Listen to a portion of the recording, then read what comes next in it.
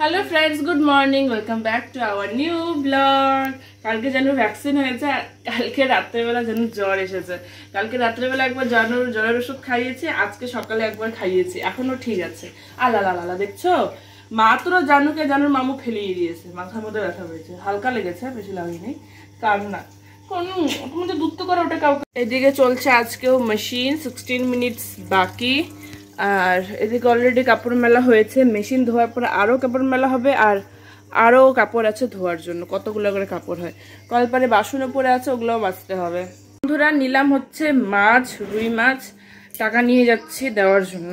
এতটুক মাছ, রুই মাছ এটা, এতটুক মাছ নিলে হচ্ছে 50 টাকা। আমার একজনের হয়ে যাবে, একজনের জন্য বেশি নিতে ইচ্ছা করে না, বুঝলে তো, একজনের হয়ে যাবে।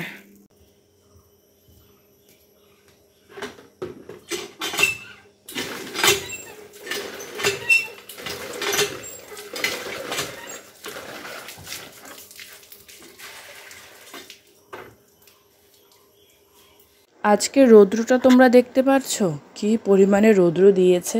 শুধু আজকে বলেই না, বেশ কদিন ধরে না এরকমই এত বেশি পরিমাণে রৌদ্র দিচ্ছে।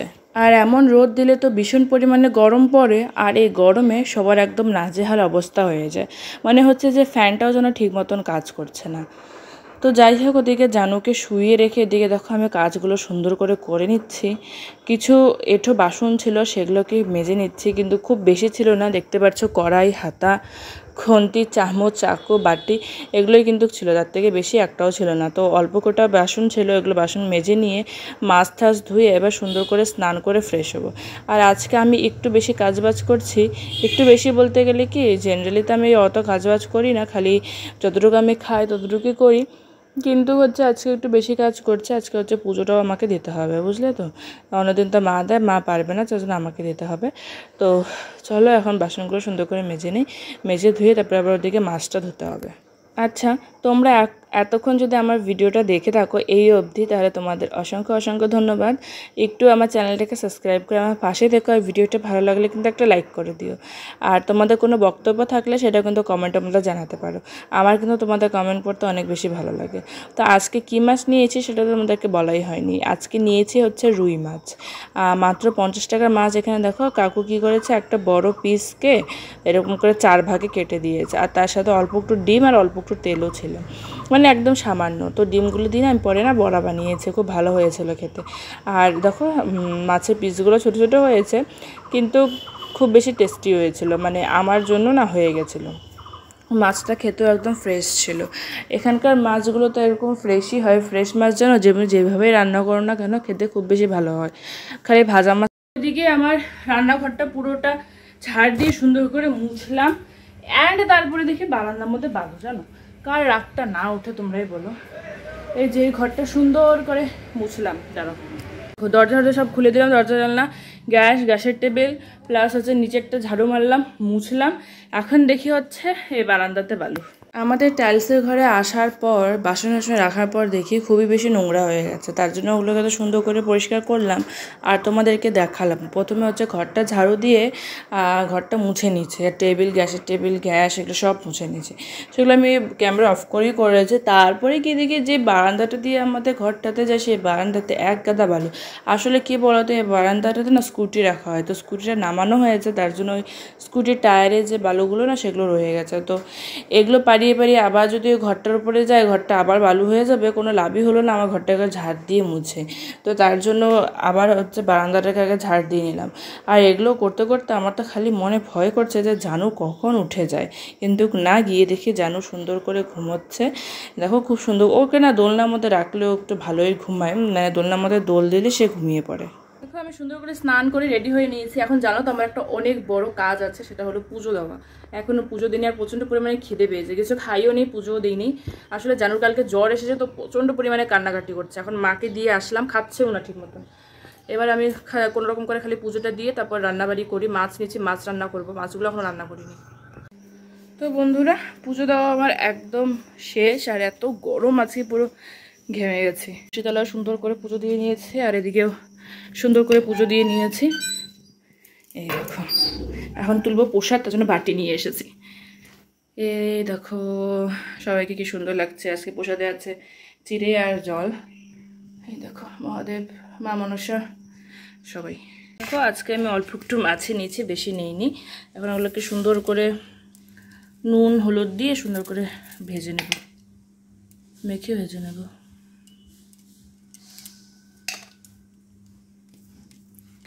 এই যে সুন্দর করে মাছগুলো আমার মাখা হয়ে গেল। এখানে না অল্প একটু ডিমও দিচ্ছে, ডিমটা দিয়ে বড়া করব। এদিকে তেলও গরম হয়ে গেছে, আর জানলা এইদিকে, মানে জানলা ওদিকে আর দরজা এইদিকে, আর মাঝখানে হচ্ছে আমার রান্নার সেটা, তার জন্য না একদমই হচ্ছে আলো যায় না। আর আমার হচ্ছে মোবাইলে ইসি নেই, কি যেন বলে, ফ্ল্যাশটা কাজ করছে না আমার মোবাইলে। ঝাঁজ লাগবে। ওদিকে দেখো গুটুলু ঘুম থেকে উঠে পড়ে চলে আসছে। আজকে জানু খুব কান্নাকাটি করছে, ও জ্বর এসেছে তো প্রচণ্ড কান্নাকাটি করছে। মাছগুলো এখানে ভাজাবো সুন্দর করে, আর ততক্ষণে আমি এটা দিয়ে অল্প একটু বড়া বানাবো, অল্প তেলও আছে আবার। আর এদিক দিয়ে আমি সব সবজিপাতি কাটছি, ঝিঙ্গা আলু দিয়ে আজকে মাছের ঝোল বানাবো। তো এদিকে আমার মাছ ভাজা দেখো হয়ে গেছে, ডেকে যাচ্ছে নিচে। মাছ ভাজা আমার সুন্দর করে হয়ে গেল। আর জানু উঠে পড়েছে। আমি যে হায়দ্রাবাদে গিয়ে কি করব জানো তো, হায়দ্রাবাদে গিয়ে সত্যি আমার একটু মুশকিলই হবে। তাও ম্যানেজ করব, যখন আমি কাজ করবো তখন বলবো জানো পাপাকে যে একটু রাখতে। আর কি করা যাবে বলো, বাচ্চা যেহেতু আমাদের দুজনের, তো দুজনকে দেখতে হবে, একজনের উপরে ছাড়লে তো হবে না। যেদিন করে শরীর খারাপ থাকে না আসলে, সেদিন করে একটু প্রবলেম হয়ে যায়, ও খুব কান্নাকাটি করে।